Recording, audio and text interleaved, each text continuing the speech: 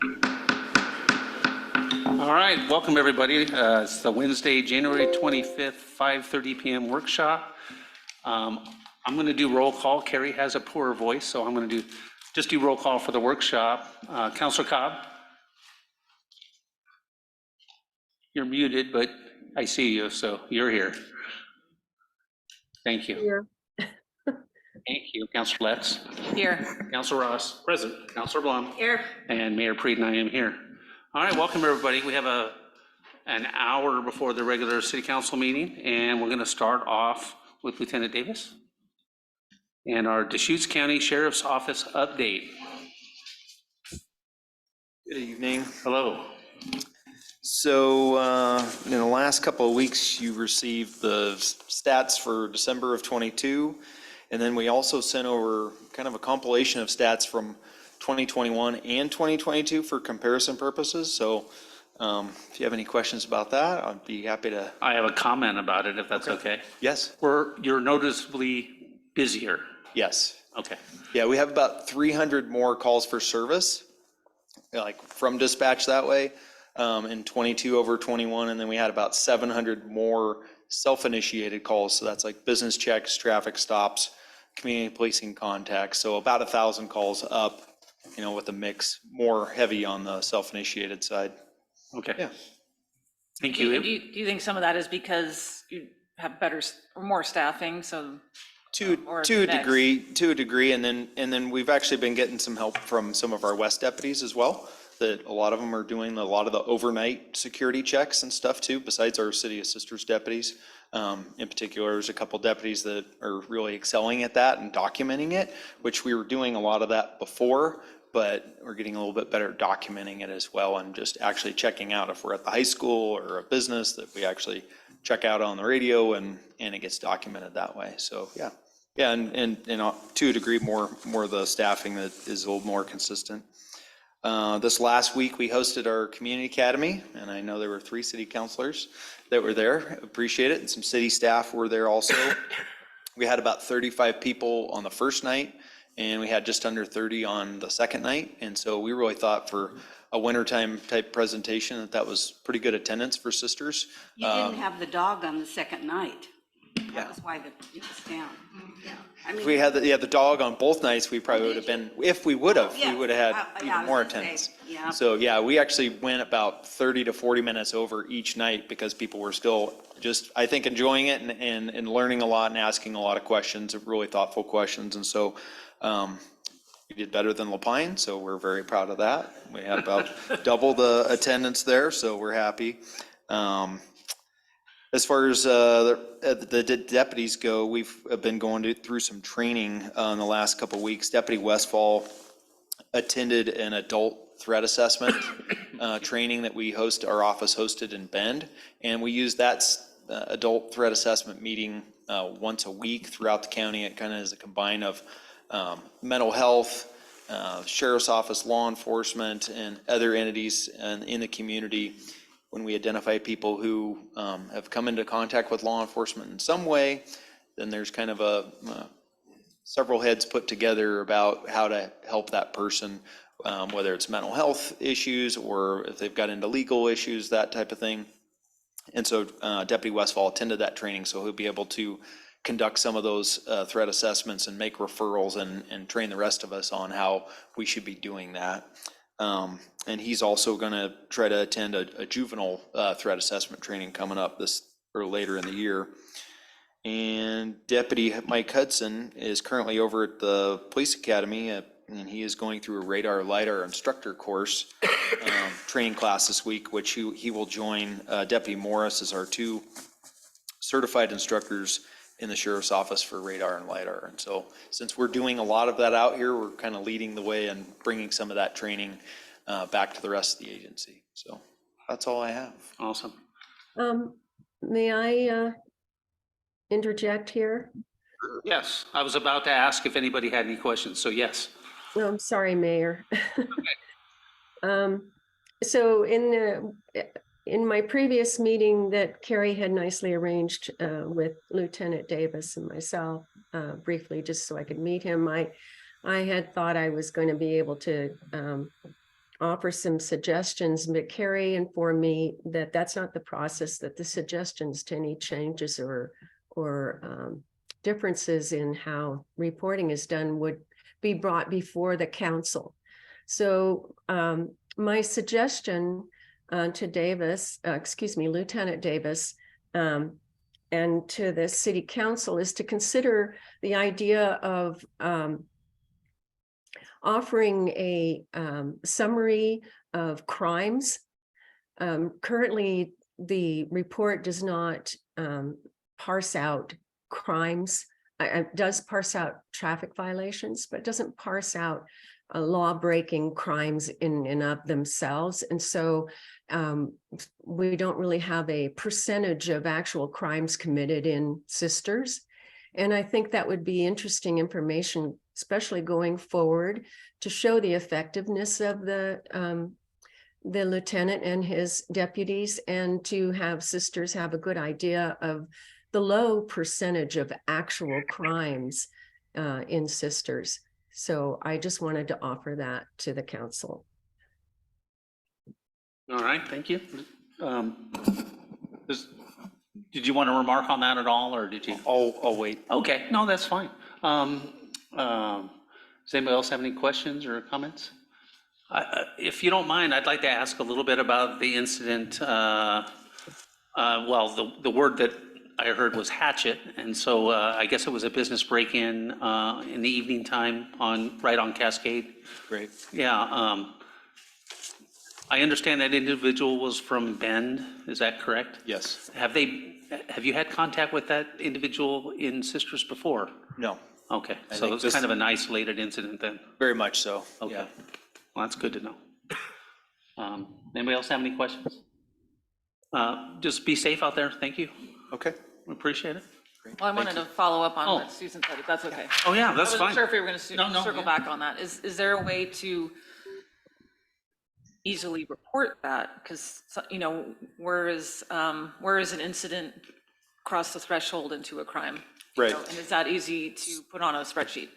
So in just looking at our monthly statistic reporting, where we note the column case reports, generally, you know, there's a difference between the calls that are catted, say it may be catted or go into dispatch as a burglary or an assault, but when we get there and start investigating it, it's not. It doesn't rise to the level of a crime. And so it can be, you know, I can work on that, and maybe over the next month or two, try to come up with actual crime numbers reported, because if we're running between 25 and 40 case reports for the month, I can kind of break that down as to maybe what's self-initiated out of that and what are actually completed crimes. Because out of the case report numbers, that could be it could be informational case reports. It could be about a DUI, which is a self-initiated, but it's still a crime. So I can work on that. I don't think it'll be too laborious to do that. I just need to look at a little bit, talk to our staff at the office and see how much that would add to it. But yeah, I think we can work on that. All right. Yeah. Anything else? All right, thank you very much. Yeah, you bet. Thanks. Okay. One down, two to go. Nathan Garibay, update on emergency management and preparedness. Welcome. Well, good evening. Thanks for the invitation. I think, then do I control or you arrow for me? Okay, no problem. First of all, thank you. I just really wanted to highlight how special it is to us that we have such an engaged city council that's interested in emergency management and preparedness. Your role as policy advocates and stewards of the community and ensuring that we're meeting the needs of the individual needs of the community is critically important for us. And so I'm really thankful that you're not only interested, but that you've been engaged over the years as a city to keep moving the ball forward as far as safety and preparedness. So I just kind of want to start off with thanking you for that. I think the big thing that I just really wanted to touch on is the partnerships that we have. We're really proud of our partnerships, particularly in Western Deschutes County and Sisters Country. at risk of leaving people off, and I've already recognized that I've left people off this list, I wanted to give a snapshot of just some of the partners that have actively, in the last year or two, actively participated in either planning, preparedness, or response activities in Sisters and in and around Sisters. So your staff has been phenomenal partners over the years. Obviously, we have a phenomenal and great working relationship with Sisters Camp Sherman Fire District, Chief Johnson and his team. Our partners out at Black Butte have also been really critical, as well as all the public safety agencies in and around Sisters. I did want to highlight that I'm going to talk about just a couple of projects that we've been working on, and I think everybody on here has been involved in some of those, either one or all of them. So this is just an example of kind of the collaboration. You know, we're a small program within the sheriff's office. There's only 2 of us at the moment. And so we have to have force multipliers, and that's our partner agencies and members of the community that help us get the work done. So just these strong relationships really, I think, proved evident in a number of incidents over the years, whether it was the solar eclipse, the Millie fire, which was it was during the solar eclipse and then much longer. The Rabbit Brush fire, if you remember that, out Highway 20, that was summer of 2018. It was not in the city, but it was nearby out in Cloverdale. And then again, the Grandview Fire 2021. These relationships, time and time again, prove valuable. And, you know, I think I've heard it said that you can talk relationships all day long, but it's how those relationships can function in a crisis and or in a disagreement. That's when you test relationships. And so there've been plenty of opportunities for us to test those relationships, and it seems like we just keep getting stronger. So some of our planning actions or planning projects that we've been engaged in, Community Wildfire Protection Plan. So it's actually, we completed the Sisters Area 1 in 2019. So that puts us back up for next year on the cycle to redo the Sisters Area CWPP. You remember I think you probably all remember the National Hazard Mitigation Plan we brought before you in 2021, which was just in time to keep federal funding for the the Locust Street sewer line project, which FEMA helped fund. And that's an example of being able to use that National Hazards Mitigation Plan. Probably talking with Paul, that's been something that's been on the wish list for a long time, and be able to get a little bit extra money from FEMA to help make that a reality over the years. That was kind of a fun thing to see completed. Evacuation planning, so that includes, we've been piloting and we're in the process of evaluating some products around pre-identified evacuation zones and how we can better communicate evacuation messaging to the community. Our alert and warning, we've been longtime users of Everbridge is the product we've used. And recently in 2021, working with 911 and some other partners, we updated our templates and streamlined the process to get those messages out in a more streamlined fashion. A lot of work in the last couple of years has been around additional needs population. So we have a number of members of our community that self-identify as having additional needs during a disaster. So part of that includes our work in Everbridge, but we have developed a workflow where we are routinely updating that registry into our emergency management situational awareness map, and then utilizing that information during evacuation. So now I got to say that I have to preface that with, not always do we have time to give extra attention.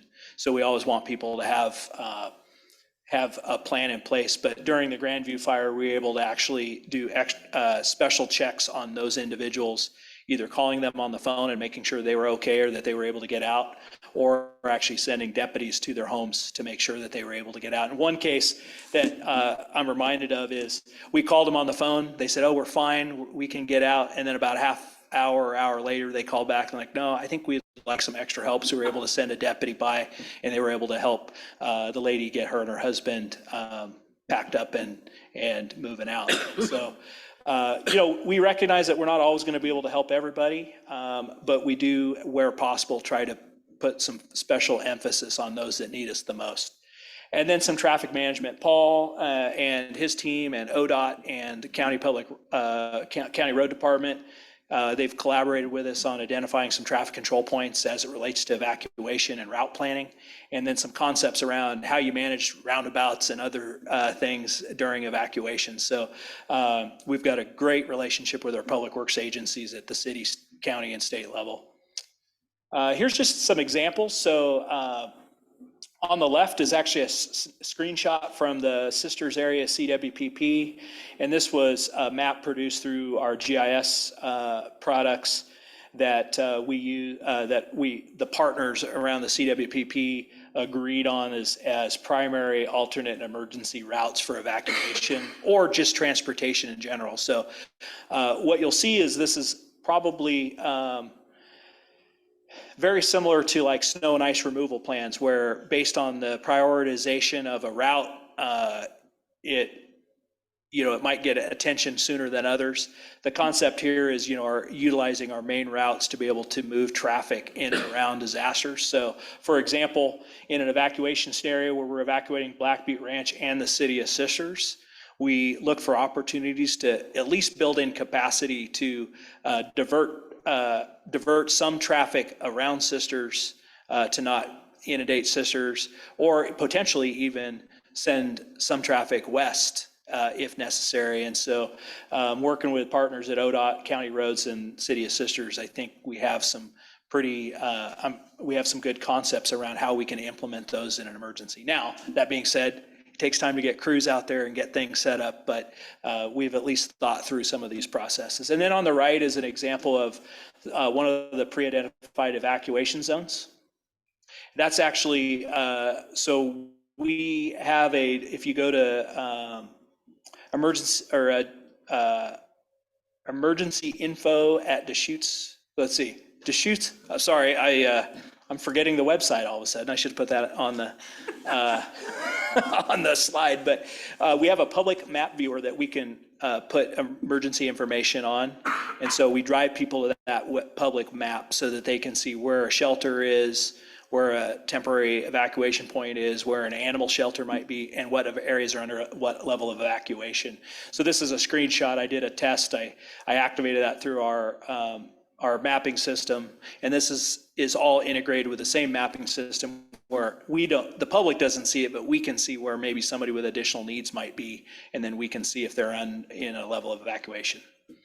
So apparently we're going to Gary's house. Yep. Or Hey, if you let us know in your Everbridge registry that you might need it, you'll be in there. So next slide, Gary.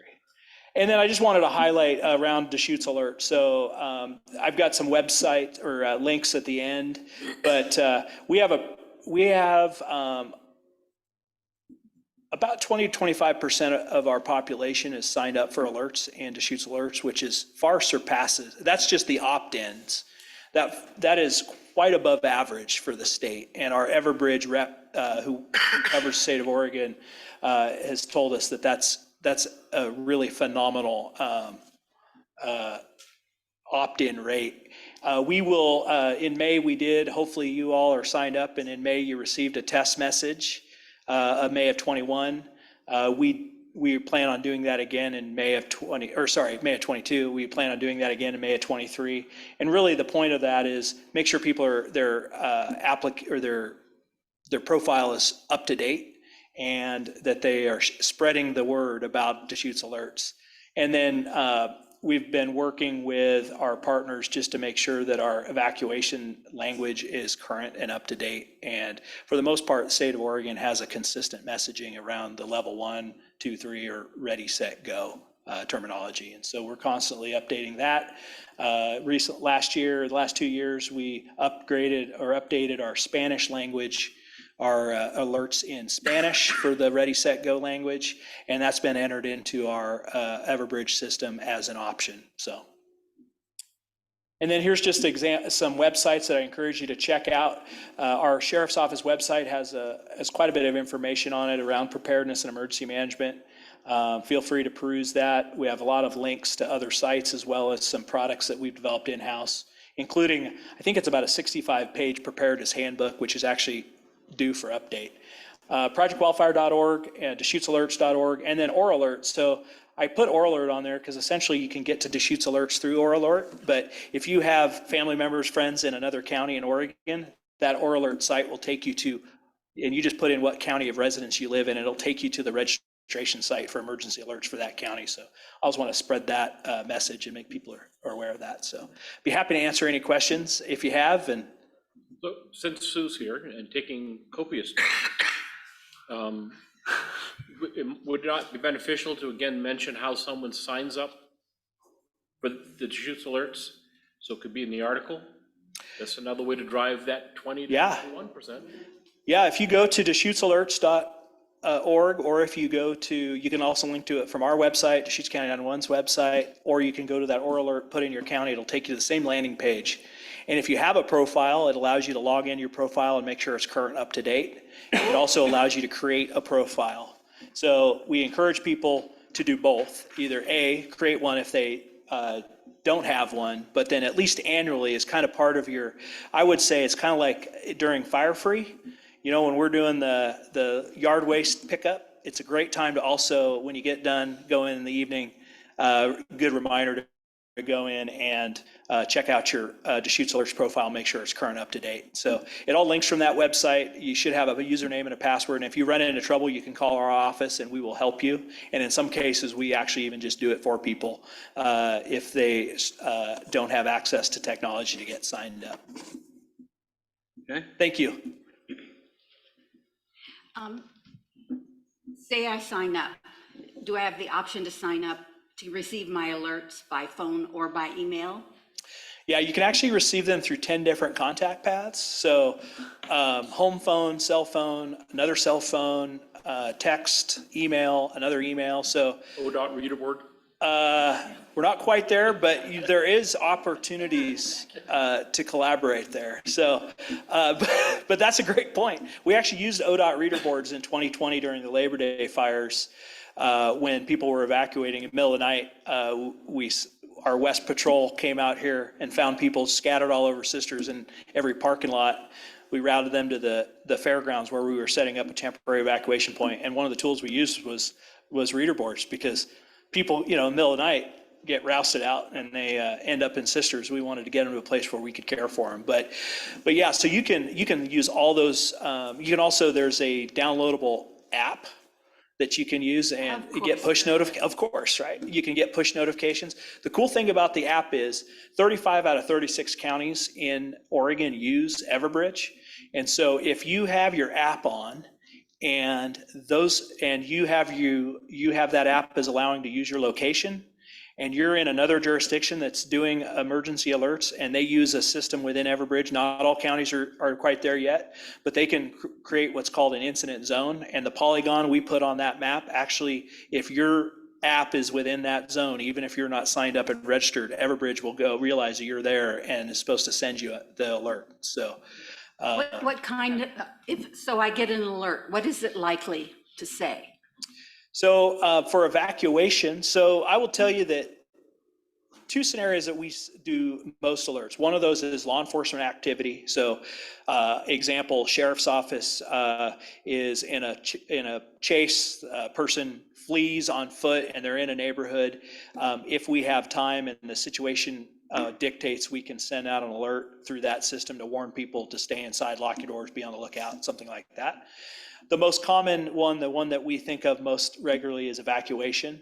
And so you will get an alert, and depending on the methodology that you've given us, we have it set up in our system that if the app is an option, it will go to the app first, then text, then email, and then call you on the phone. And the rationale for that is we can push a lot more messages out through the app and text and email than actually calling on a landline telephone, because there's limitations of phone switches. And so we want to be able to get most people the information as quickly as possible. Now, if you get a text, it'll say, level 3, go now, evacuation. And you'll click on that link and it'll open up a full warning telling you what area, why, and what level of evacuation. And it'll also have some limited Spanish in there for our folks that need Spanish language, and it will give the basic warning evacuation language in Spanish as well. That's how it's supposed to work.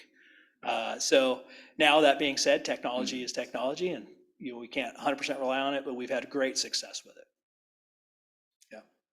Susan, did you have sorry. Go ahead. Susan, did you have a question or comment? I just had a suggestion. I did go on the sheriff's website and pretended I was a regular citizen, not the elevated person that I am now. And that's supposed to be a joke. And I found that when I was trying to find the emergency plan, or any kind of information on what I should be doing as a citizen, I found that having the safety information under community and or the emergency management, it's called the Emergency Management Community Alerts, which is underneath it goes through the community, and then you go to safety, and there's a big list of things, and it's near the bottom of the list. And that's where I found the best information I've ever seen on, what we should do as citizens, and what all these links and how you can sign on to things. And it was just so impressive. But what my suggestion is, that needs to be elevated. I think it should have its own tab on the sheriff's website, because it is very powerful, helpful information. So that was my only comment. Thank you for that. I appreciate that feedback. You're The questions I had kind of circle back to the alerts. So if, obviously we have a lot of visitors to sisters countries, so how would that system work? Or does it work if somebody's coming from out of the area? I mean, obviously, if they've signed up in their county, hopefully it'll work here. But if they're coming from out of state, because I remember, during the Labor Day fires, I was getting a lot of really random emergency alerts, that were kind of bleeding over, I think, from the towers over there to tell me to evacuate the Mount Jefferson Wilderness, But yeah, that's just obviously a huge concern for us, is that how do we reach the transient population? Yeah. That's a concern for us too. We do have some tools that we are building on. One of those is a community engagement module through Everbridge, which allows people to do temporary text notifications. So we tested it last year during the Deschutes County Fair. We created a keyword and allowed people to sign up for just fair alerts. So we've been utilizing that in Sun River. Black Butte is starting to test that, and that's primarily around those people that are going to show up for a weekend and they can just get temporary alerts, and they're not going to go in and actually sign up for alerts in our community. The other option, and again, what you were receiving were alerts through the WIA system, or wireless emergency alerts. We do have that capability, dependent on the circumstances, to utilize that system.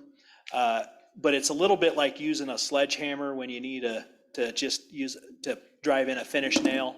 So we really have to make sure that it's appropriate under the circumstances because of that bleed over. So one of the challenges we found, we did use the WIA system, which essentially, if you're not familiar with WIA, WIA is we can put that message through WIA, it goes into the FEMA system, and then FEMA actually sends that message out to the cellular towers that it thinks are in the area that you want to alert. So it's not a nice clean boundary like when we want to alert this zone that they're level 3 and this zone level 2. It's going to really blast the whole area, and you're going to get one message in it. And so there is a lot of challenge or potential cause of concern that is not valid. We used it last summer during the Cedar Creek fire when we were evacuating the wilderness areas west of Lapine. And that was primarily because we really didn't know who was up there and we wanted to reach people. We were very careful in the wording and how we did that. And because it was kind of a large, essentially rural or unoccupied space, it allowed us a little bit of wiggle room. Although we did get people, we were actually coordinating with Lane County. So that was an example where we were doing alerting, they were doing alerting. But so on one occasion, they did the alert and we just said, hey, just include part of our county because we don't want to send alert and then cause people to not know what's going on. And then on one occasion, we sent the alert through WIA. But we had people 20 miles away in La Pine still getting that on their text message. And I actually noticed that when Lane County sent out the alert, I had my work phone and my personal phone in my pocket. My personal phone went off about Wake Butte, just west of Sun River. And I parked, we were in a side-by-side, we drove up to the Cascade Crest, and my work phone happened to go off about a mile away from the fire. So it was no rhyme or reason on why it got one phone and not the other. So we do use that tool very cautiously because of that.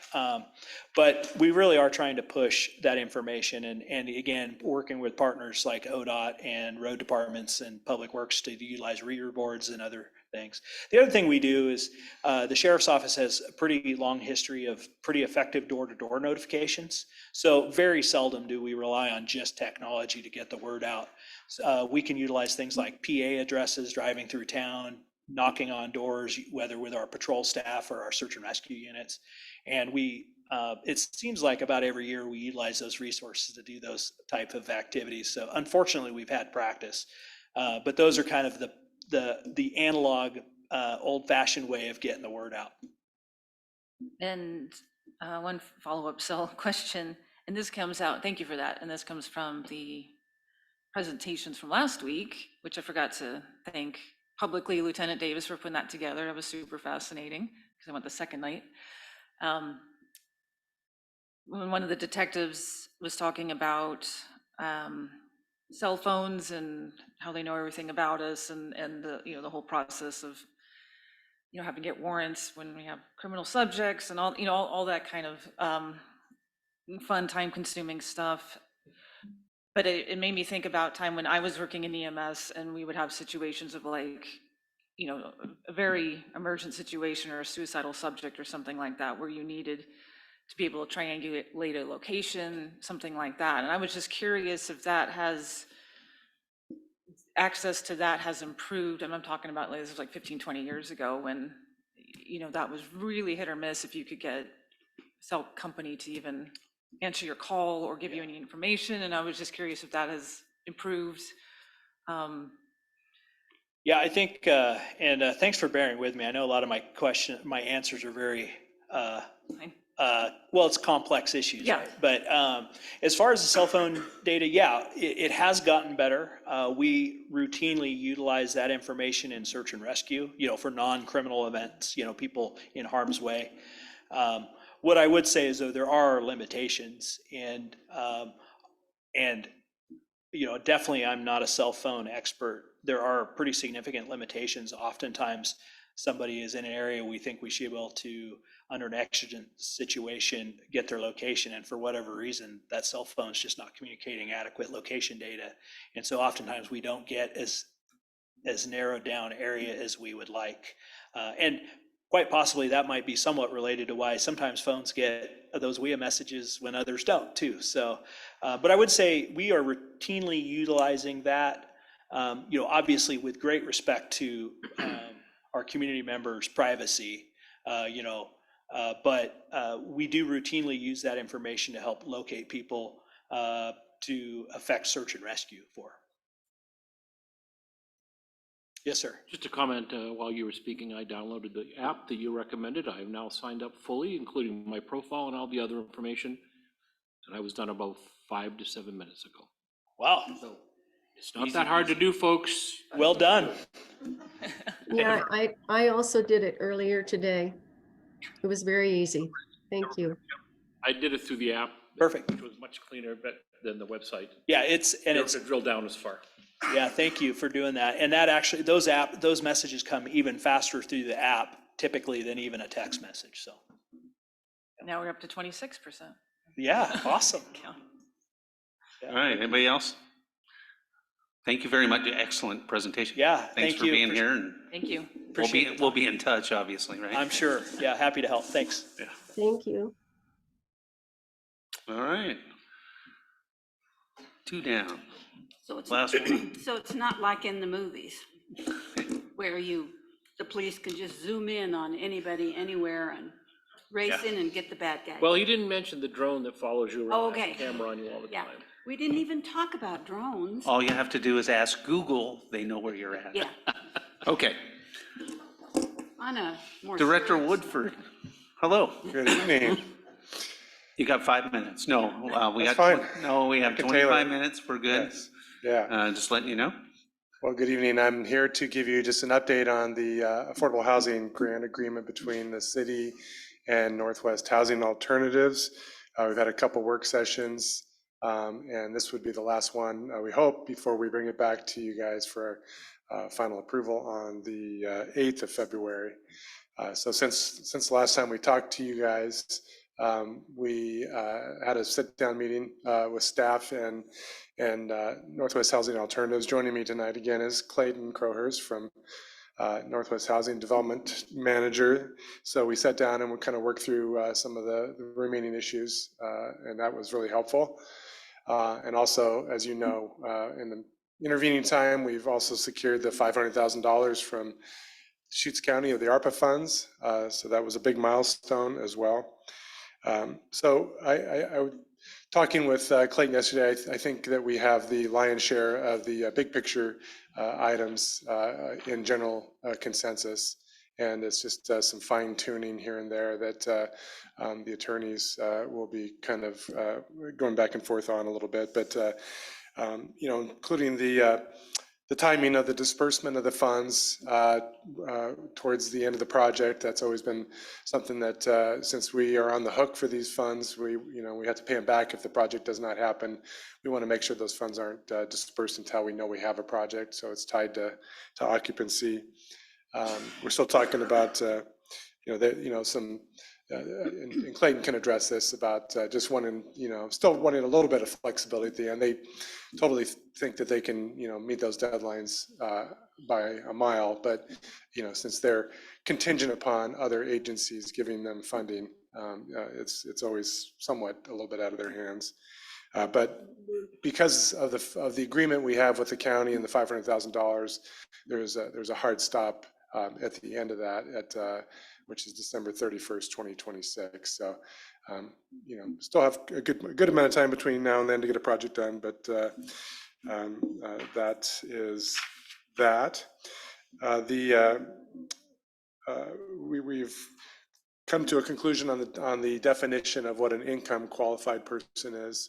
Initially, it was, I think, in the draft document that you have in the packet, which is still the original agreement that was first drafted by our attorney. So it doesn't include or incorporate all the discussion items we've had up to date. We've been kind of tallying them, and we'll make one change after this meeting based on any comments you guys might have, and we'll bring back a revised one after that. But so the county's funds, which are ARPA funds, pass-through funds, have stipulations on what the income restrictions are on those units, and the way the agreement's structured is it's 10 units at 65% AMI or less is what the agreement with the county represents.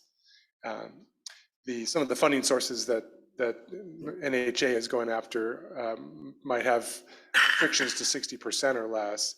But there's still a desire and a hope that we can get some units that might be up to 80% as well. So you'll see in the final agreement that'll be 80% or less, and that incorporates all those different types of scenarios. The housing mix, I think they mentioned at the last meeting that they would like to retain a little bit of flexibility in terms of what the final unit counts are, and the reason that they want to have some flexibility there is they want to have their ear to the ground to make sure that they're meeting the highest need in the community from this from the providers and the experts in the area. I think the city just wants to make sure that there's a variety of units, one bedroom, studios, 1 bedrooms, 2 bedrooms, 3 bedrooms. How many of each? I think what we're saying is we can be flexible on that, and it's best to make sure that it accurately represents what the true need is in the community. One parallel process that's going on with this that relates to it is the rezoning of the Heavenly Acres subdivision. That's moving along. We've got it scheduled for a work session with the Planning Commission next week. And then if that goes well, it'll be reviewed as a public hearing by the Planning Commission February 16th.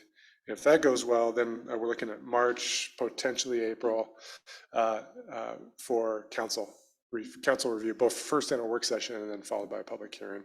And that kind of lays the groundwork. It cleans up the Heavenly Acres subdivision. That's one of the major purposes of that exercise, but it also lays the groundwork for a housing project on one of the lots out there that NHA has been negotiating with.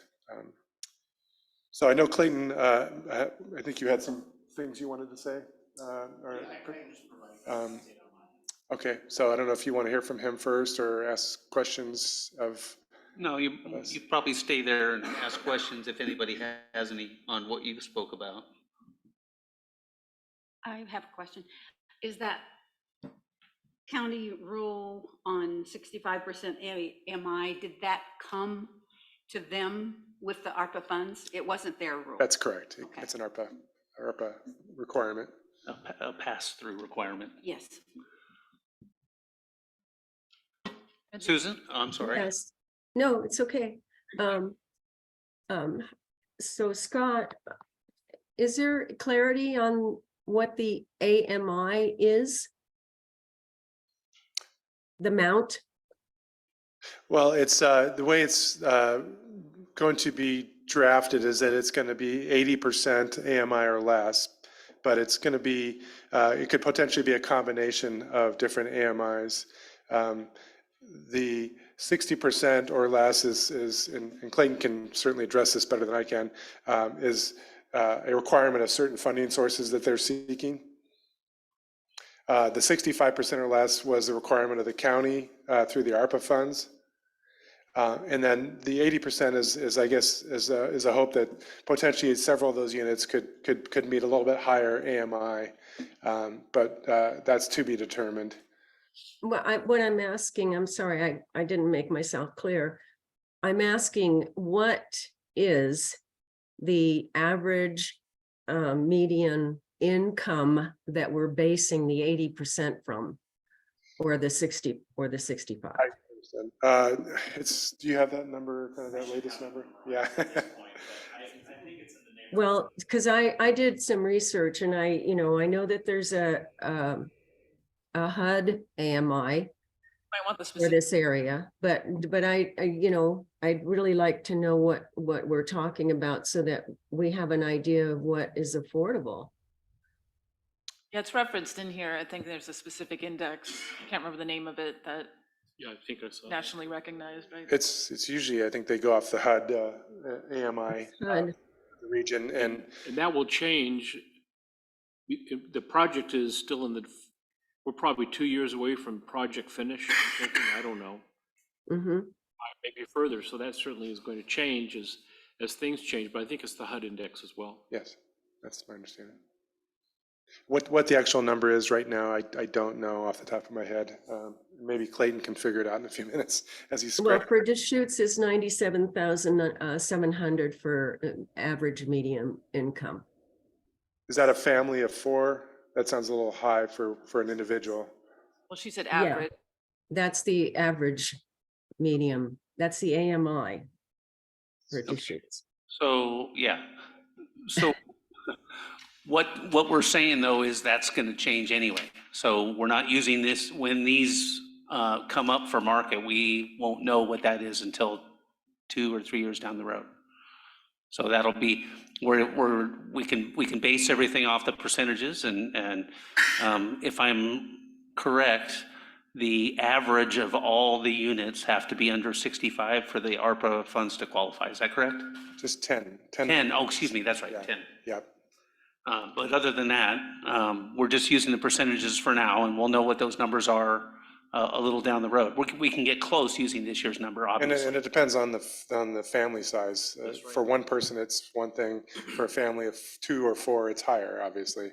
Right, It varies. It's just scale. okay. And just to clarify again, this lot already exists, doesn't need to be platted. That's a good question. This lot does exist. It's vacant. However,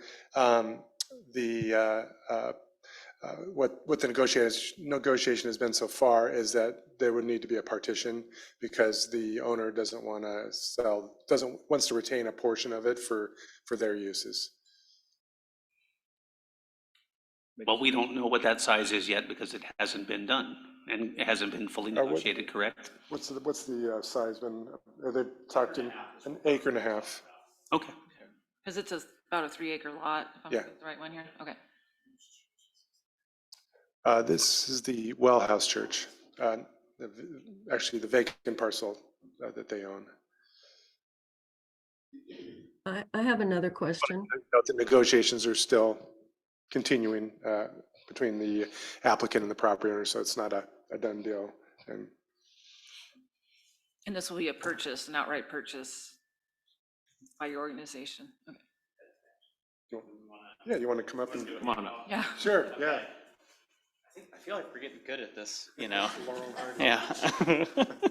I was just looking at our income tables. So the state, Oregon Housing Community Services, every May publishes a new set of LIHTC rents, which are basically the rents and incomes used by a lot of their grant programs. Just for reference, so these are the 2022 numbers. At 60% AMI for a household of 3, in Deschutes County is 48,600. And then going up from there, 80% household of 3, 64,800. And then going down from there, we'll say 50% is 40,500. So kind of, that gives you a sense. Obviously, it's a table that you index off of family size and then AMI percentage based on, kind of where that family is hitting. But yeah, it's totally our intention, whatever we can do to get at least some amount of above 60% units in the mix. I think it is nice in this community that market rates for rentals are so high that even 80% rents in a property, an affordable property is still truly affordable in a community like this. So, and that totally helps our bottom line and allows us to leverage more private loan as opposed to having to ask for more public subsidy.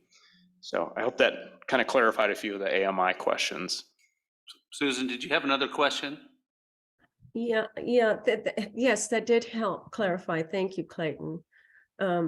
I still would appreciate, if possible, an example of, okay, if we're talking a studio or 1-bedroom, a 2-bedroom, what would be the monthly rent for someone in the 10 that are going to be affordable? I'm just wondering if based on current AMI, what would it be? And knowing that can completely change in the next couple of years, just would like to have an understanding of, what is affordable? What are we saying is affordable? Because when I've done my research, it's sometimes what we're calling affordable, a senior with a single, that's living on Social Security, or a single person living on minimum wage here in Sisters, they really need a very, very low monthly rate to make it affordable at the 30% of their yearly wage. So I just would like to have a view of that, if that's possible. And Yep. I don't know if anybody else would on the board, on the council would feel the same. I think that would be good. But if I'm the only one, then I don't want to have have you do the work just for me. Yeah, actually, it's on the same page here, so I can answer that Oh. question really easily. So for a 50% AMI unit, let's say in the example you gave, fixed income senior, likely 1-bedroom unit, that rent would be $843 a month. And then going up to, let's pick 2-bedroom unit, let's say 2 adults, 1 child, 2 adults, 2 children. At 60%, we're looking at $1,215 a month. So yeah, and that's, without any type of either tenant-based or project-based voucher subsidy coming into the mix. Obviously, a fair amount of folks do show up at affordable housing with that voucher. I've heard the phrase golden ticket thrown around. And that truly does make sure that a tenant is only paying 30% of their income. That's the tenant-based voucher is not something we control. That's really predicate upon that person to show up with that, but that can drive down that rent further. Okay, thank you. So my other question was, and forgive me for my lack of knowledge. So this HUD fund that we're using that's come from the ARPA, is that what called the Housing Trust Fund project? So HTF or Housing Trust Funds are actually a grant source from Oregon Housing and Community Services.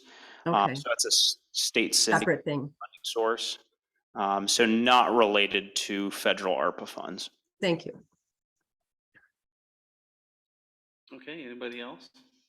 And I think there was a question about land, or I think we might have gotten. About the land partition or, Yeah. So what we've, in terms of talking with Well House, what we're working off of is an 1.5 parcel size.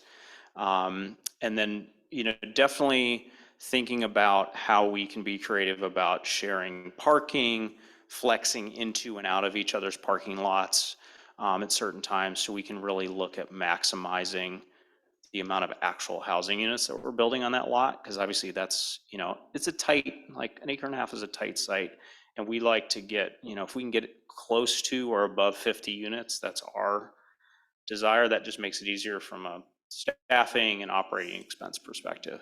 So. Okay. and I have one clarifying question about qualifying income. I know part of your model is to help people. I mean, some portion of the population, this could be just where they end up living for long term, but I also know the part of your model is to try to get people to progress and work into other housing types as they, hopefully have some more financial success. So what happens when somebody kind of comes in at a certain income point and then they do have financial success and they are making more money? How does that process work? I'm not assuming that, hey, you got a raise, you got to move out tomorrow. Like, Right. So, yeah, I was just curious how that process. Yeah, that's actually a really excellent question. So used to be back in the day, 30, 40 years ago, you would totally get penalized for an increase in household income. And you saw a lot of, like folks that had to get, I'll say creative about reporting income. That is not the case anymore. Most of the subsidies that we're working with allow up to 140% increase in a household's income. And it's, we're obviously going like, if you can imagine applying, those numbers to the table I just gave you, it gets a little complicated. So don't ask me to do math on the fly on that end. But yeah, there are definitely a lot of carve outs in the programs we work with so that folks can still earn more income, build up more savings. And they're exactly designed so that people can advance in their careers, put aside money for a home or to move into a market rate apartment, and they won't get penalized, by immediately, oh, you've crossed the 60% threshold, get out of here. That's not the case, and something we really, make sure that our, kind of all of our property managers, that's one of their main jobs is income certification, and really making sure that they're working with folks so that they're always qualifying and they're not being penalized for bringing in more income. All right, anything else? Nope. Questions? I have one question, and it's about the timing of the signing of the agreement. I know there's been some talk about, when that's going to happen. Has this been hashed out yet, or is that, still under negotiation? Yeah, so I think at least on my end, we're in a good spot with saying, yeah, we're fine to sign the grant agreement ahead of, a land purchase or a construction closing, as long as that's kind of disaffiliated from the deed restricted covenant. And that basically, the intention behind that is that deed restriction applies to a particular property and is a recordable document. Obviously, we wouldn't want to encumber a property that we don't yet own.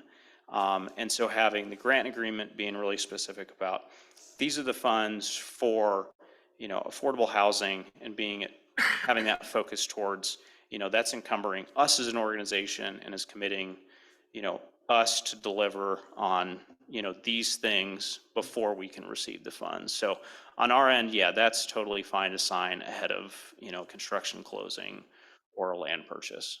And I think would just be something as long, once we get to the point where kind of the county agreement is in sync with the city's grant agreement, and then we've had a chance to, give that a once over, at the end of the day, and we're happy with it. Yeah, that's totally fine with us.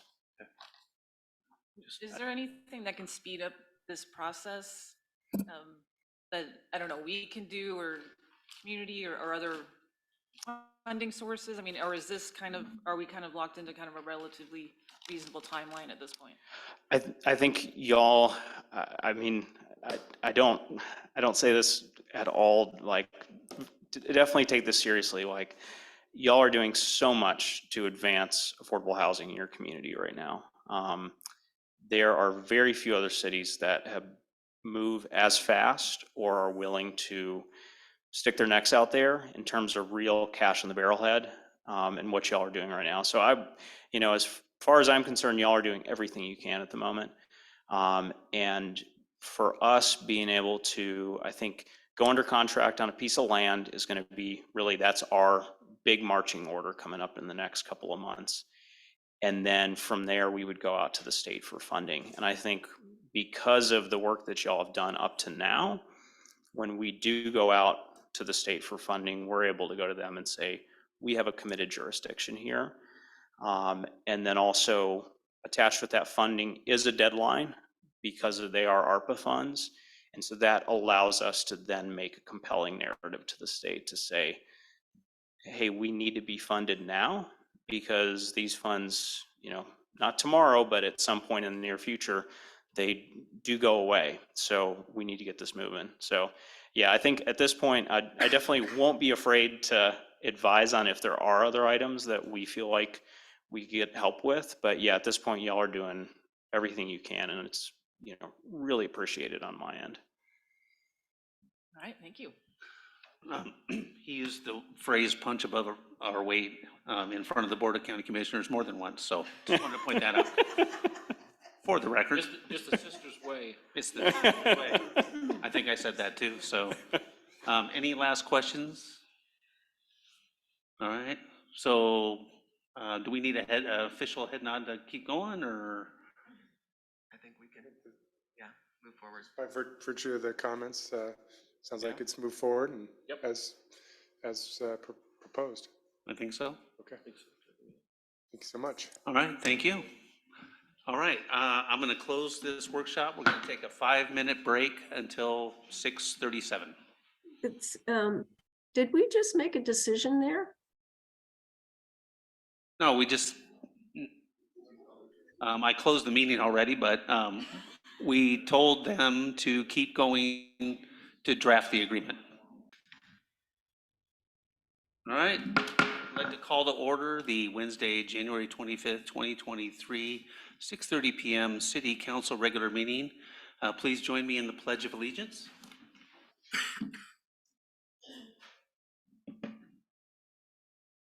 pledge allegiance to the flag, to the flag of the United States of America, republic for which it stands, stands one nation, indivisible, indivisible. justice for all. Thank you, everybody. Roll call. Counselor Cobb, Here, Counselor Ross, Present. Counselor Letts, Here. Counselor Blum. Here, Mayor Preden is present. Thank you. Approval of the agenda is the next item. I would move approval of the agenda. I second. We have a motion and a second. All those in favor say aye. Aye. Aye. All right, next up is visitor communication. I understand we have two. Correct. So Kellen Klein, who is on Zoom, if you'd like to turn on your camera and unmute yourself, you'll be first. Great. Hey, y'all. Thanks for having me. I haven't seen you in a while. Yeah, long time no see. Yeah, I'm becoming a regular customer here. Ah, I see you all around town. Yeah, I'm trying to make myself known, Well, thank you for being involved, though. It's really important, and go ahead. Yeah, no, I mean, that's honestly one of the things I wanted to talk about here. First off, I wanted to kind of at your request, Michael, reiterate one of the prominent challenges that we're facing in our community right now, which is a lack of childcare, and just try to put that on the front burner for all of y'all on the city council. Again, there's a variety of organizations and individuals that I know are actively exploring ways to increase the amount of childcare in town, but it is very slow moving, and it is very it's a long process, but it's also a dire need. Every parent that I talk to, it seems like, of young children is in need of childcare right now. So unfortunately, I'm not coming with explicit solutions, but I guess I would just encourage y'all to continue getting involved in those conversations that are occurring, and maybe think about ways to begin facilitating some or activating some additional conversations around childcare. And I know that Michael can probably update you on some of the conversations we've been facilitating with Citizens for Community. But that actually brings me to my second point. And this was instigated by something, Michael, that you said at the Citizens for Community meeting, which was, if you want to get engaged in city government, the best way is to show up. And I very much agree, but I also want to push back on that a little bit, or challenge what's behind it, and say that I think that statement doesn't fully acknowledge the structural and operational barriers to engaging. I'm in a privileged position to be able to be here today, but I'm also a parent. This is smack dab in the middle of my kids' bedtime routine. So even, as a two-parent household, it takes quite a bit of logistics to show up for something like that. And I'm in a privileged position to do so. And so I guess I would just challenge the city council to look and say, and think about, if people aren't showing up, if there's certain demographics, if there's certain members of the community that aren't showing up, or they're just not showing up across the board, think a bit more about why that might be, what voices aren't being heard, and think about what systems need to be created to be able to hear those voices. Just to wrap up, a few solutions that I would offer up or just suggest as you maybe are thinking about this. One would be, when it comes to city council meetings specifically, consider mixing up the times. I just mentioned, I'm a parent. This is a really rough time for me. I know that other times are going to be tough for other members of the population, but maybe by mixing them up, that would actually enable a broader swath of the population to be able to attend at least one every once in a while. The second would be consider providing childcare. I know that might be like so crazily outside the realm of what a city might be considering doing, but childcare is expensive, and for a lot of people, being at a city council meeting means paying to engage in city government because they need childcare, like for a single mother. Same case could be made for lower income individuals who can't break away from work to make a meeting. So think about what resources might be necessary for those people to be able to engage in city government in the first place. Another would be make it less intimidating. Don't think y'all are an intimidating bunch. I've gotten to know quite a few of you already, and you're lovely people. But a lot of folks are intimidated by government in general, or disenchanted by what they've seen on a broader, state or national level. So think about ways that you can make city government feel less intimidating. One thing that I actually would suggest from a meeting standpoint, think about alternatives to Robert's Rules of Order. It just sounds like crazy talk for people, like lay people. Think about, how can we conduct our business in like more plain English, or something that's simpler and easier to understand. And then the last thing I would suggest is, think about ways to give members of your city a feeling, at least, of getting more skin in the game or seeing the fruits of their labor a bit more explicitly. I've been really interested in reading lately about some concepts like participatory budgeting, where the broader community is actually given a portion of the city's annual budget to make decisions about the things that they want to see in the community and vote for them in a more active way, as opposed to just through their, proxy or elected representatives. There's also some really interesting digital or technical tools like Polis, which has been used in countries like Taiwan to again engage with city government in a more constructive and real-time and dynamic and interesting way. Just throwing some ideas out there, but I guess, again, to just reiterate, if there are certain voices that you aren't hearing as part of the civic engagement process, then I would just challenge you all to think about what are the systems that we need to create to better hear those voices in the first place, whether it's at a city council meeting or outside of it. That's all I got, and unfortunately I can't stay for the whole meeting because, like I said, bedtime routine, but thanks for letting me pop in for a moment today. All right, thank you very much.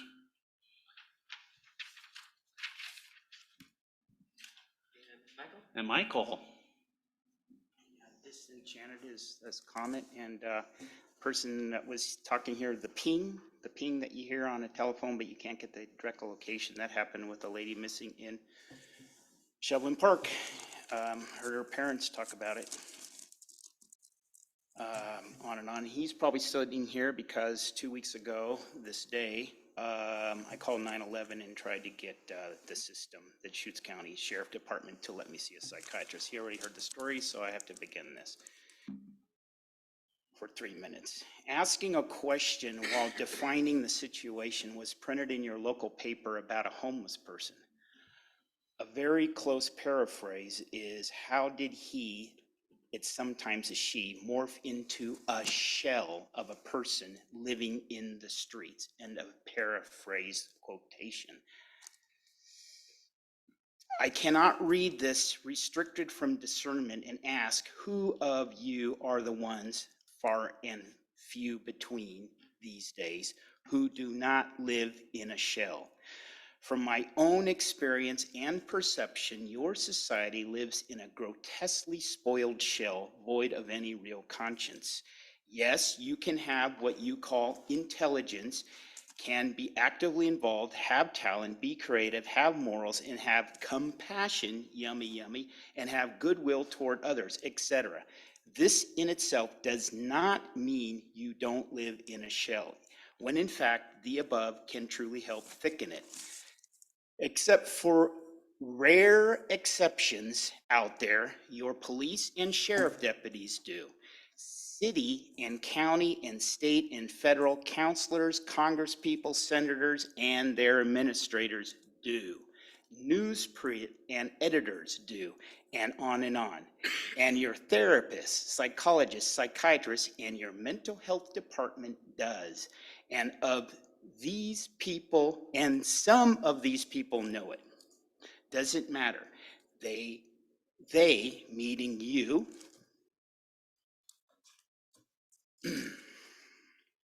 want to be secure and comfortable, concerned about others, wanting them to fit in well enough.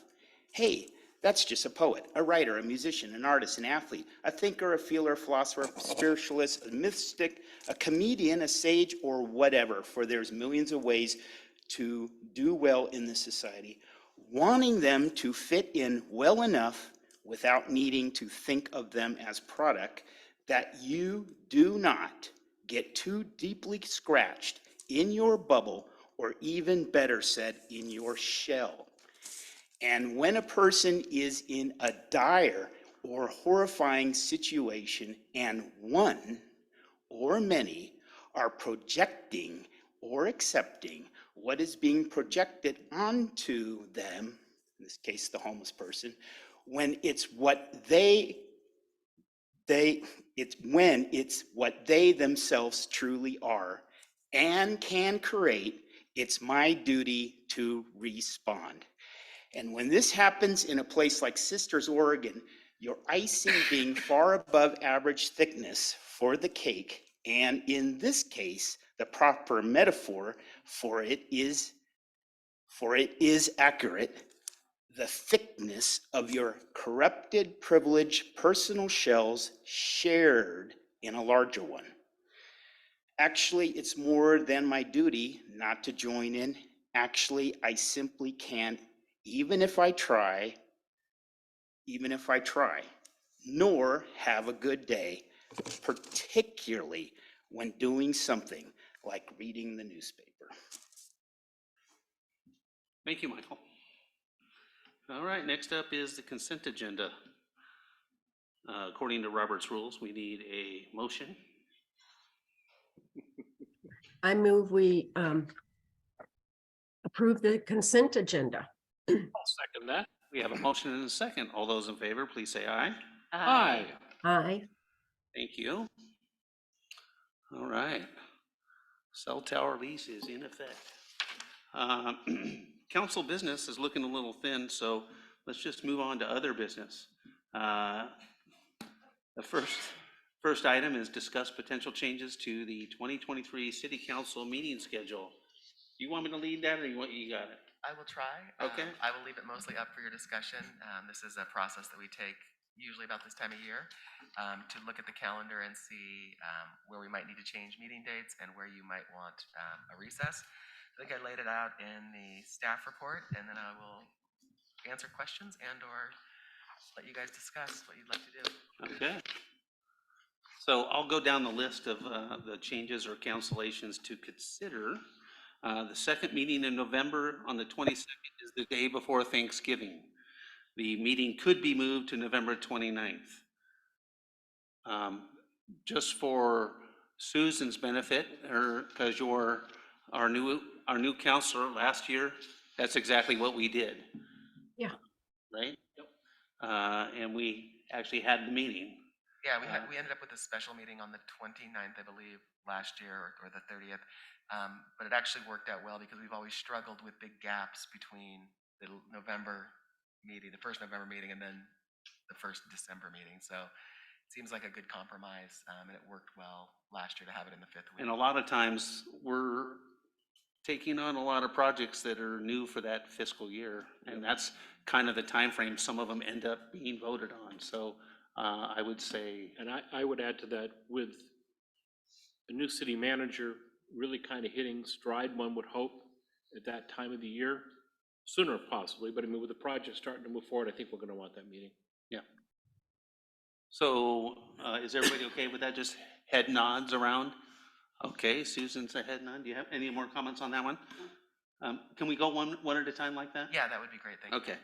The second meeting in December is on the 27th, is during holiday break. This past year, Susan, just to remind you, if you didn't already know, we canceled that meeting. And I think it worked out okay. And, what do you think? And always, if something comes up We can pop that it is back. emergent, we can put it back on the calendar, but this would allow people to plan their vacations and their holidays a little simpler. Is everybody okay with that? Head nods, all right. So we'll cancel the 27th of December. The second meeting in March is on the 22nd and is during spring break. We already have a meeting scheduled, right, for March 30th?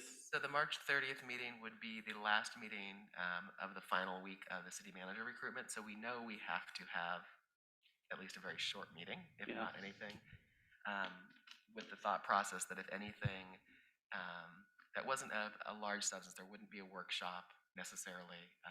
It would probably be more so if we had contracts that needed to be approved that were kind of amended or ongoing, things like that. I wouldn't expect it to be a large amount on that agenda, but it would suffice. So remind me if we've done that before. Did we do that last year? We have not done that. At spring break? The spring break is in a little different place this year than normally, and we've got a number of people with children that will be breaking during that time. So it was one we threw out there just as a And just remember, all of us, and this is for everybody, we're talking about staff too. I mean, there's a lot of staff time and things, so. And if we have to be around on the 30th Well, anyway, I don't have any problem moving it to the 30th. We're pretty busy at the end of March, one way or the other. Correct. With the series of meetings we're going to have related to the City hiring manager, yeah. and the executive sessions, et cetera. I'm comfortable with giving staff an opportunity to have time with their family. And, since we're going to have some executive sessions, it is possible if we had to put an agenda item somewhere, we could tack it in an open session at the end of the executive session, possibly. But I mean, I think that's what we should do.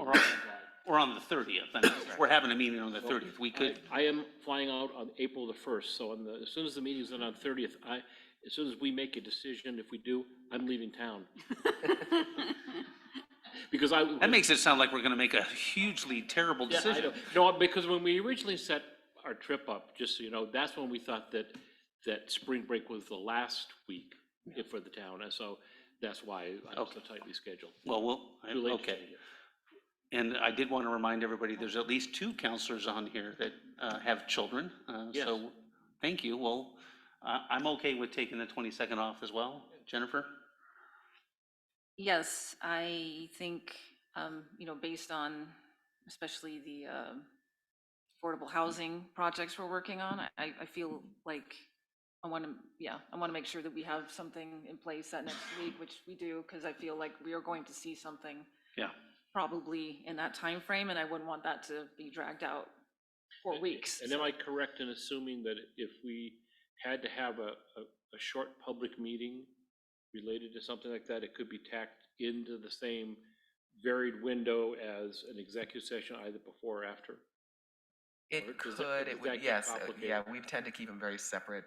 Not all cities do. A lot of people have them Yes, I know. tacked on, but yes, Yeah. it could. I could say my last elected office, they were just a part of the day. Okay. So I think we have a head nod to cancel the meeting on the 22nd and use the 30th as a backup. Susan, okay, thank you. Yeah? Jennifer? Yep. Okay. Yep, okay, good. All right, and the last item would be council taking a summer break. Carrie has suggested the 12th.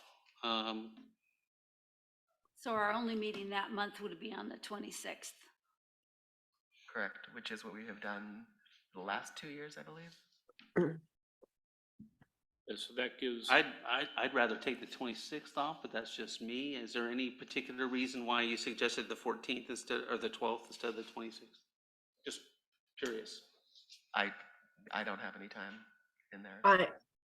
I would like to suggest that having it later in the month, having meeting later in the month rather than the earlier meeting, it gives us, we're not in the middle of quilt show.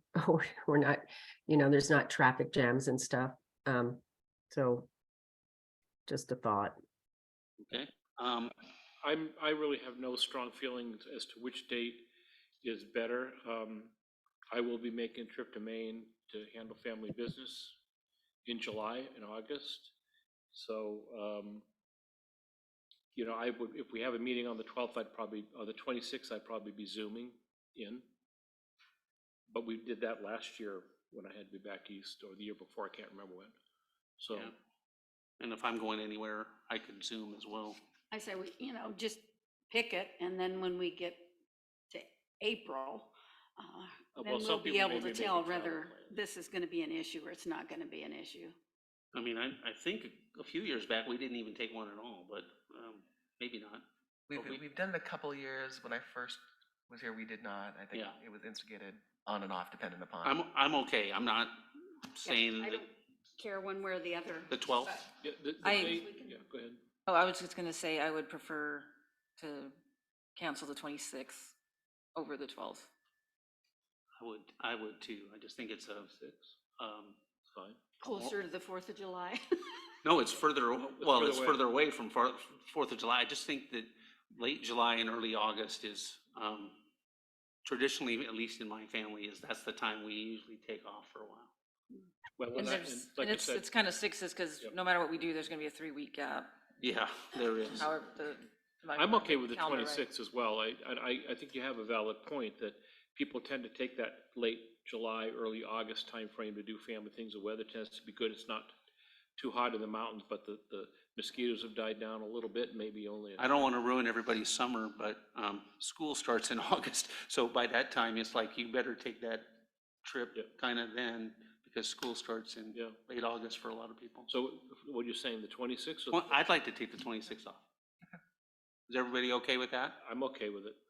Okay, we got 5 head nods, we're good. All right, so I will bring this back in the consent agenda at the next meeting for, and then we'll get everything changed on the, Does that follow up anybody on staff? Yeah, am I messing anybody? Please tell me I'm not messing somebody up. I wonder. Well, Okay. There you Well, go, there- right? Okay, me too, by It's the way. okay. That's okay. Thank you, Jackson, for showing up. Yeah. Okay. Sorry, I didn't look at you, and I didn't look at you, and I apologize. So that's July. We're gonna take July 26th off. I think we're gonna cancel that meeting. so yeah, we'll bring it into the consent agenda for formal approval the next meeting. So it'll be in the consent agenda, which means we won't be discussing it. So Correct. if anybody has any changes in thought, bring it up with Carrie ahead of time so she can change gears if she has to. Okay, thank you. All right. And I covered up my guidelines and motions. All right, staff comments. Paul, come on, man. Now that we've followed up your summer, let's hear how things are going in public works. The least of everybody's worries, so. Okay, I just got one update, something that's kind of a one-off that you'll be seeing next council meeting. I got a request from Deschutes County, Chris Doty, their road department manager. He is working with Deschutes County 911 to create a standalone different agency. And the reason for this is to be eligible for additional federal funding, largely because 80% of their land is federal land in the county. So they don't get property taxes, so there's an opportunity there. But they have to create this separate agency. And part of that process is 911 has to be a separate agency. it is a separate agency. Yeah. Okay, I'm just, They chose to go with 911 to create this. okay. And part of this process is they need a resolution of approval of the terms and conditions of the agreement with 911 and this new agency from the majority of the cities in their county. So they came to us with this request. We'll have the agreement and a memo from Chris in the packet for the next meeting, and Chris will be here as well to definitely explain it better than I did. So either way, it's a favor to them, and there's not very many times that we get asked to do a favor for them. So, Well, Keeps Yeah. more money in Deschutes County. and it goes to the road department and into the county roads. So yeah, we ran it by our legal. Our legal was fine with it. So just prepping you that it's just kind of something we haven't seen before right. for the next meeting. Yeah, So- it'd be good to see Chris. Yeah. And I wanted to say that I was very happy when the ice dam broke on White's Creek 2 or 3 weeks ago, and the water was roaring down the creek bank high, that we didn't have that sewer line running along the bridge. Absolutely. That, if there was ever a reason why, that was a prime example, because those ice chunks were big, They were. and they weren't clearing the bridge by much. I have a good video of that if anybody wants one. I heard it woke people up. So yeah. Yep, it was pretty dang loud. And Yep. It was bank high up in our area. Yeah. I have a veteran friend that almost lost his dog because it was out there. And it started breaking apart and he had to get him off. And we're likely to see some type of ice event coming up next week with colder temperatures and, so just part of living next to that Yep. creek. Yep. Yeah. Going back to the county thing, I'm looking forward to seeing that. Okay, good. Yeah, I'd like to see how they word that. I think we That'll can be, learn something maybe. some- Maybe, I don't think it's something that happens very often. yeah. Yeah, so it'll be interesting. Yep. What I like about it is it's really some good thinking there. Is what I don't know what. Leave it to Chris to Yeah. be creative like that, for Yeah. sure. Yeah. Very creative. Yep. And understandably so, they do forfeit so much in property taxes, and the timber tax has basically, Disappeared. is gone from the feds as well, so why not? That's all I had for tonight. All right, does anybody Anything have any else? questions for Paul? Susan? No, thank you. Okay. Anybody? Nope. Okay, great. Keep up the good work, man. Thank you. You want to go? Sure, I'm not coughing. Keep it short. No, it's good. The city manager recruitment will open next Monday, January 30th, and run through February 26th. I'll get the documents hopefully by Friday afternoon, and we'll send the link to you folks, and it'll be live on our website on Monday, as well as Jensen's website. Joe and I, have been working with the county on the ARPA grant that rides side by side with the Northwest Housing Affordable Grant. So Scott and I do some work on those two, and cross your fingers, we'll see them on February 8th. It might be the last meeting in February, depending upon legal and review on those, but they're pretty close. And then I talked to Nick Lilac today, and the joint meeting that was scheduled for February 22nd needs to be moved. Patty Adair is not available. So April 12th was theirs and our first availability of the commission. I know that Gary will be gone at that point. Would you like me to try to move that a little further out, or it is April 12th?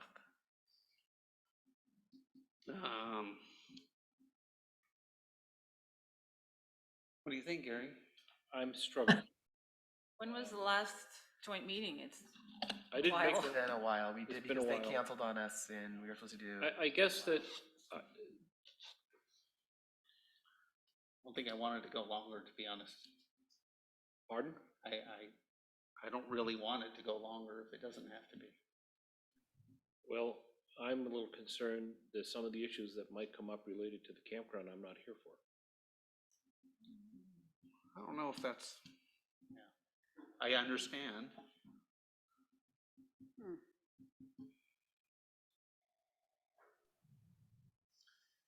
I can reach back out and throw the March. Do we expect a lot on our agenda April 12th that we wouldn't have time for the county commissioner meeting? The joint meeting is a full meeting. It's an hour and a half, where it is a workshop with just the county commissioners and the county. Okay. So it is nothing but those. So Carrie, do we have any idea that anything's coming in April that we would really need our meeting? The question is that Gary will not be available on April 12th to be at the meeting.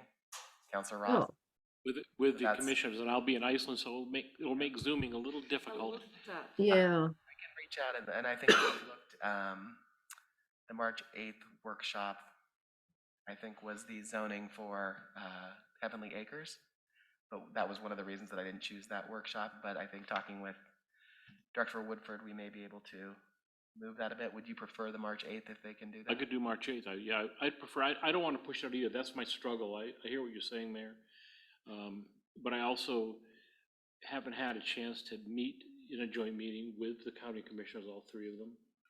And I think it's important for all of us to be there. Well, moving it up, that's a valid point, so. I'll reach out tomorrow and see if they can. We also don't want to slow down Heavenly Acres and that whole project either, though, Right. so. Yeah. Let's be careful when we're doing this juggling. Excuse me. All right, where were we? I think Oh, that's all. your update. Well, you have more? That's all that I had. That's it? Joe's obviously not here. Is anything going on there that we need to know about, or is anybody I presenting? think he's working on budget, and he's working on the ARPA and other things that have come up, but nothing that I know of that he asked for. All right, thank you. Scott? Good to see you again. Was he here? Smile, man, it's okay. So things are moving along. We're getting a lot of inquiries, doing a lot of pre-applications for projects that might turn into real projects. So it's keeping Emmy busy, and Matt just got done with handling Sunset Meadows. It went through Planning Commission. You might have heard that you got the notice from Matt that the Planning Commission approved it. So now it's in Now that the decision has been mailed out, it's in the 14-day appeal period. So we don't want to continue. We want to continue not to talk about it because it could still end up in your lap potentially. So we'll know February 6th, I think, is the last day that somebody could submit an appeal. Matt did a great job on that project. I just want to commend him as to be expected. It was a difficult one and lots of public input, and he handled it really well and very professional. The Parks Master Plan also went forward through review with the Planning Commission, and Planning Commission got a presentation and had some questions, but they approved it without any. So now it's off to council, and we're looking at the 22nd of February, I believe. I'm just looking at Carrie to confirm that, but I think that's the date we're settled on. So consultants will put together a revised draft based on all the comments, and we'll forward it your way on the 15th. Give you ample time to read it.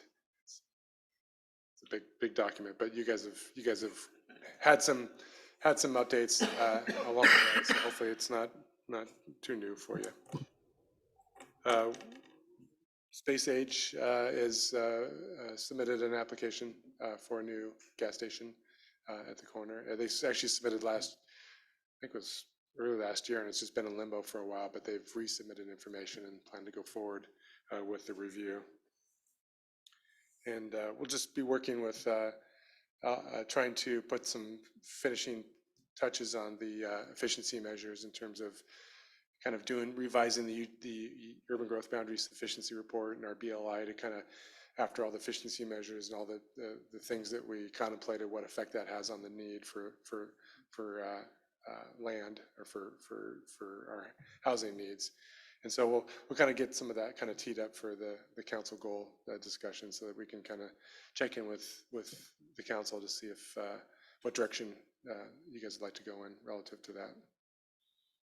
So we'll have some information kind of prepared for that to help you make that decision.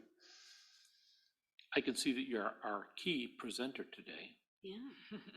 Yeah, it's kind of, probably could have done a bigger key, huh? I don't think this is the key to the city. In terms of you mentioned on the Parks Plan, minor changes based on comments, was that stuff from the Parks Board or stuff from the Planning Commission? Yeah, the consultants decided, instead of after, going through the presentation with the Parks Board, they were to wait till the Planning Commission was done, and there's also some internal staff comments to make one change. Am I allowed to ask how many conditions of approval were there? Less than Woodlands. Less than what? You talking about for Sunset? Just the number. You've got them. Yeah, I'd think it was- I'd say it was 30, maybe. I think it was 40, but yeah. Okay. Not 75 like I Woodlands. have a question. I see that the property on South Oak Street, where there isn't actually a street between Collins and Jefferson, that whole parcel in there, which I guess is 3 parcels, I think it's 3 pieces. the sale is pending on that. Do you know off the top of your head? I assume that that's all zoned residential. I would assume that's residential. And since there must be a city right of way through there, should there be a street Built? So we haven't heard, whoever purchased it has not approached the city about what could or could not happen on that parcel? Not that I'm aware of. Okay. I don't know if, Paul, have you had any inquiries about the right of way? No, okay. Do we own a right of way there, or would it have to be Yeah, we have an 80-foot right of way. okay, thank you. I thought we did, but. So a lot of it will depend on, what kind of water and sewer services they need, where do they need from. Right. Well, because, some of the, housing recommendations and code have to do with, preferring alley load garages as well. And there not being an official street there, that kind of, could gum up that process.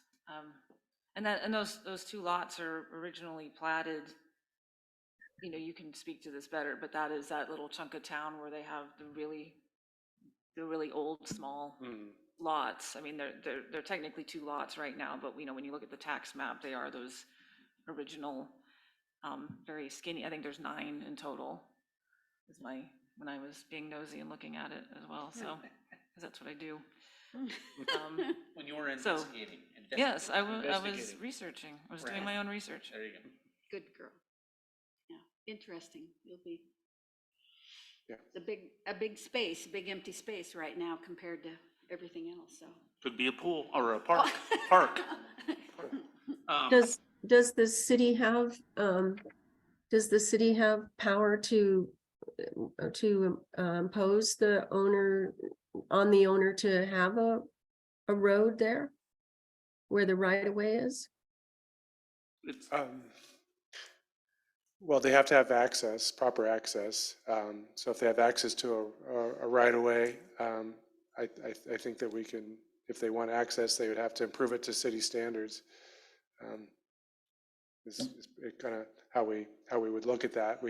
I think our code could require that. Thank you. Interesting.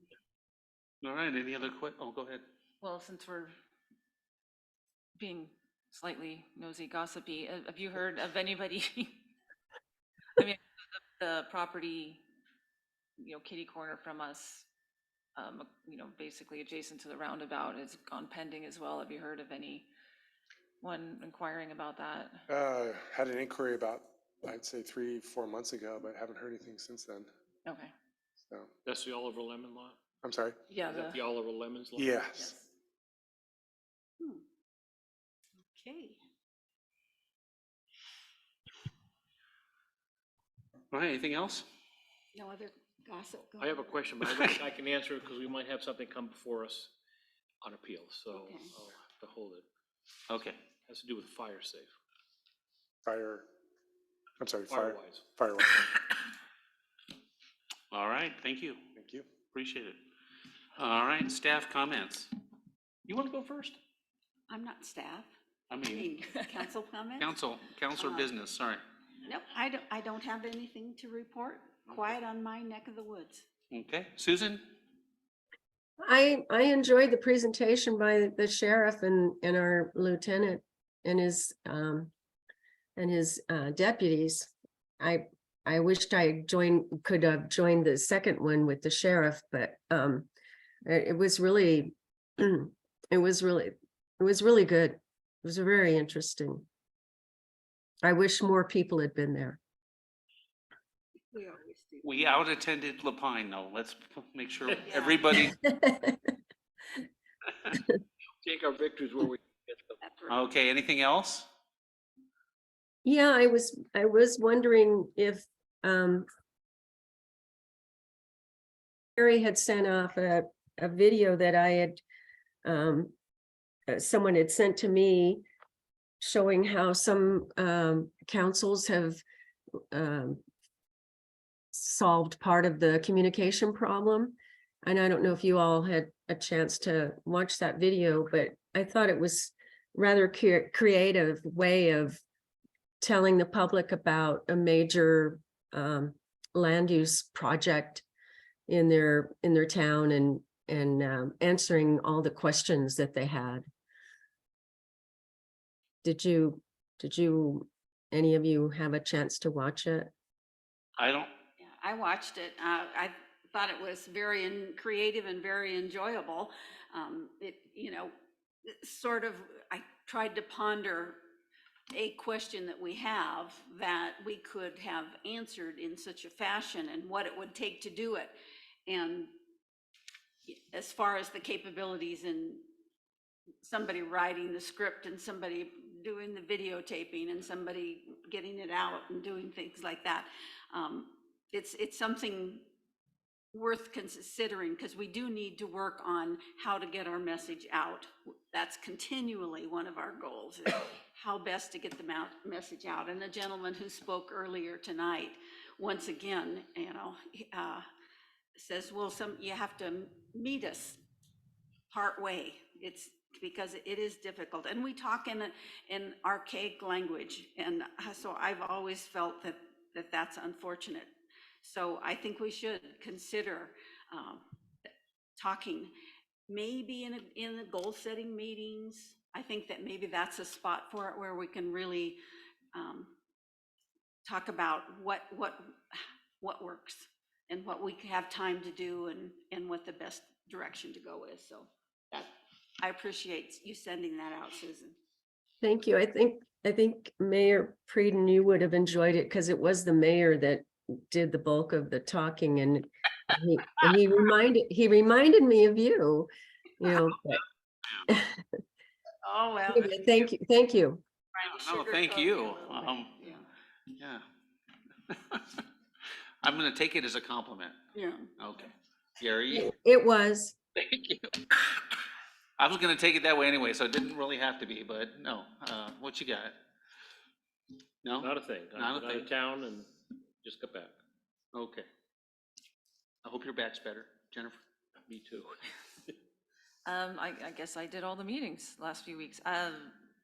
The mayor and I attended the C4C presentation, discussion, I should say, on daycare that Kellen had referenced earlier, and I can talk a little bit to it, and I'm sure you're probably gonna say a few words about it, so I won't drone on about it, but I thought it was decent attendance, again, considering that the topic was, having to do with people who have a very hard time getting out to a meeting. So Yeah. you know that any parent that showed up probably represented another 20 people that couldn't make it. So, and I know some of them kind of spoke to that.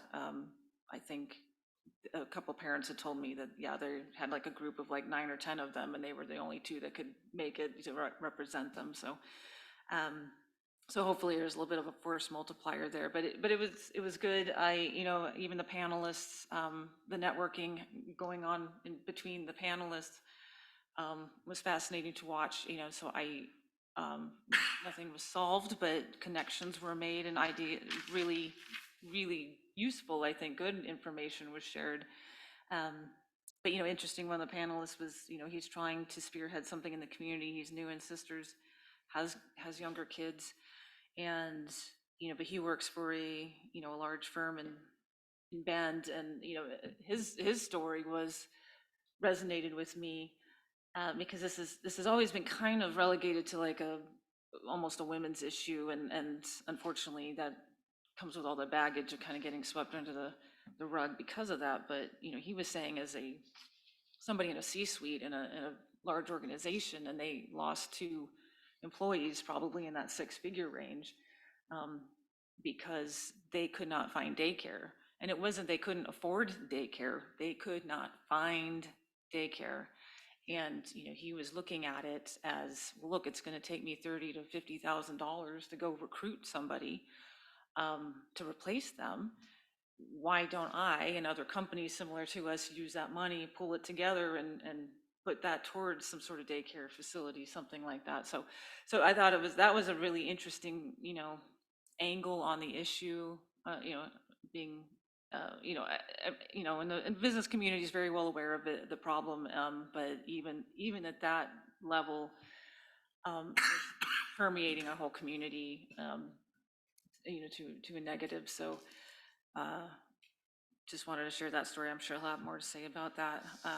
And again, I attended the second night of the sheriff's presentation, the sheriff's office presentation. So that was really fascinating to see. The second night they did like, SWAT team and detectives and drug enforcement, and all the sexy stuff. So it was pretty fascinating. I had an EDCO board meeting that, they presented their kind of new slate of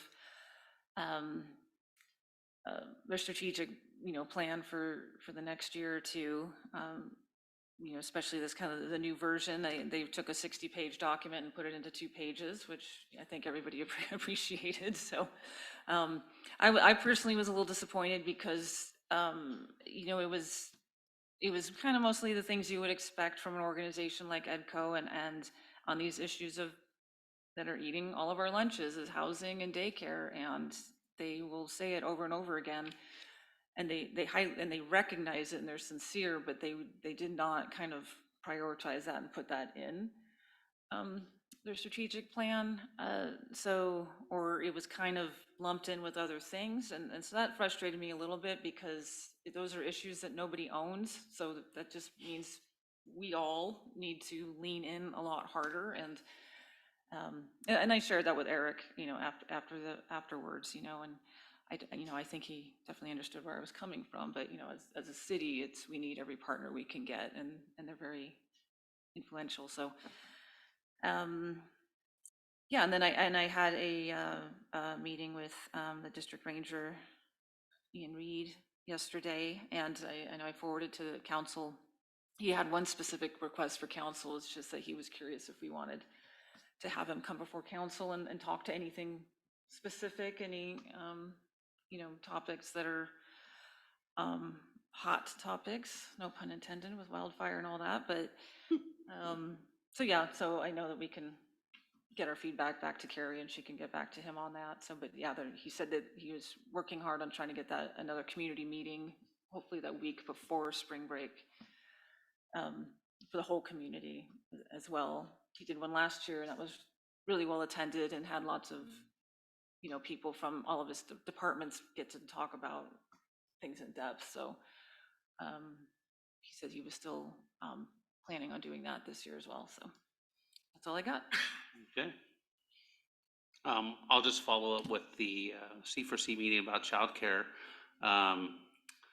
What you guys don't know is that it was on Martin Luther King Day on a Monday, on a holiday, and it was 6 p.m. was the time. I think, wasn't it 6 p.m.? I think it was 6 p.m., 6:30, yeah. which is a little late on a holiday. But there was childcare there. They did get a volunteer to come in and do childcare for that meeting, and there were kids in the childcare, including the Mr. Klein, I think is his name, Kellen Klein, who was up there. And so that was pretty interesting that they were able to swing childcare at a childcare meeting. I was invited by C4C to actually be a presenter as a representative, as an elected official of this group, and I made sure that they know I'm talking as mayor, but I'm also not making decisions as a council while I was there. But the discussion was really good. And I think that the most important thing was that, as Jennifer said, nothing was decided, but I think there are going to be back channels created, and I think that's just generally how things are going to get done from now on almost any subject, whether it's homelessness or childcare or, roundabouts, or, yeah, you just got to keep talking about it and eventually things crystallize. Because right now there's 1,000 different thoughts on childcare, and eventually people will get together and there'll be 10 thoughts, and then 3 of them are really doable things, and then maybe one of them is super good, and that's the one we can really move the needle on. I don't have the answer either. I wish the mayor wand, I could just, do it and have something done, but that's just not how it works. This isn't a kingdom, and I'm not the king, so, and I don't even like to pretend like I am or anything like that. So I did another meeting that C4C had, which was also last week, which was I was one of the people of the 20 people there to help SPRD with their strategic planning. Chief Johnson was there, Joe O'Neill was there,